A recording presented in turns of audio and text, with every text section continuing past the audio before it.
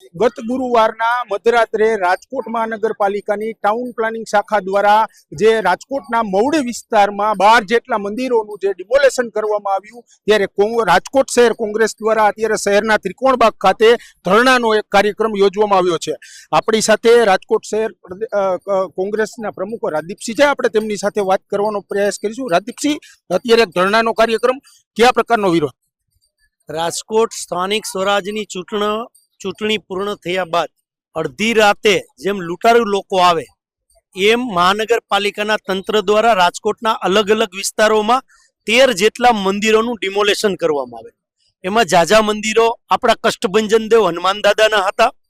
રાજકોટની જનતા ધર્મપ્રેમી જનતા છે, આસ્થા સાથે જોડાયેલી લોકોની આસ્થા જોડાયેલી છે મંદિરો સાથે, અમારી પણ આસ્થા જોડાયેલી છે।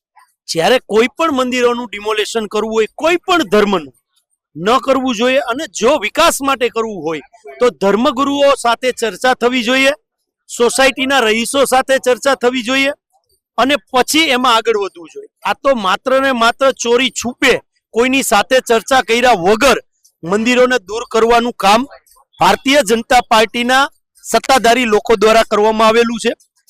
આપના માધ્યમથી હું રાજકોટની જનતાને પણ વિનંતી કરી રહ્યો છું કે આપણા લોક પ્રતિનિધિઓ, હમણાં ચૂંટણી પૂર્ણ થઈ, કોર્પોરેશનની ચૂંટણી પૂર્ણ થઈ, કોર્પોરેટરો અલગ અલગ પાર્ટીના આપણે ચૂંટીને લોકોએ મોકલા, ધારાસભ્યોને પણ મોકલા, સંસદ સભ્યોને મોકલા।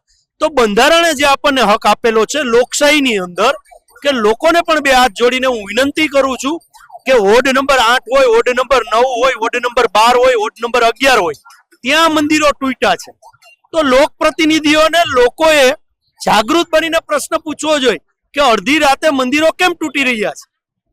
કારણ કે લોકશાહી અને બંધારણે આપણને હક આપેલો છે, પણ લોકપ્રતિનિધિઓ, ચૂંટાયેલા લોકો ક્યાંક દુઃખ સાથે કહેવું પડે ભૂગર્ભમાં ગરી ગયા છે।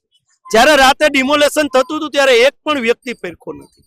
તો આ રાજકોટની જનતાએ જાગૃત થઈને કોઈ પણ પાર્ટીના લોકપ્રતિનિધિ હોય એને ફોન કરી અને આ પ્રશ્ન પૂછવો છે। ચોક્કસથી આજે હાલ ત્રિકોણબાગ ખાતેના આ દ્રશ્યો આપને બતાવી રહ્યા છીએ। અલગ અલગ જે પ્લેકાર્ડ છે તે હાથમાં રાખીને અત્યારે વિરોધ પ્રદર્શન છે તે અત્યારે કોંગ્રેસના કાર્યકરો છે તે અત્યારે કરી રહ્યા છે। જય બજરંગબલીનો નાદ રહેશે, શ્રદ્ધા પ્રકાશનો હંમેશા જીવંત રહેશે।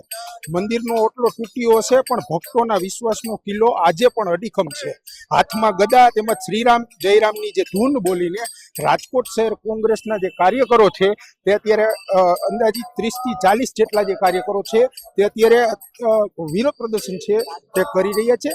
જે રીતે જે મંદિરનું જે ડિમોલેશન કરવામાં આવ્યું હતું ટાઉન પ્લાનિંગ શાખા દ્વારા જે મવડી વિસ્તારમાં, તેને લઈને અત્યારે જે અત્યારે કહી શકાય કે વિરોધ પ્રદર્શન છે તે અત્યારે કરી રહ્યા છે।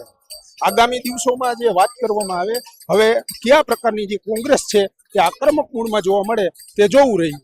યુવરાજ ચૌહાણ, ફૂલછાપ ડિજિટલ, રાજકોટ।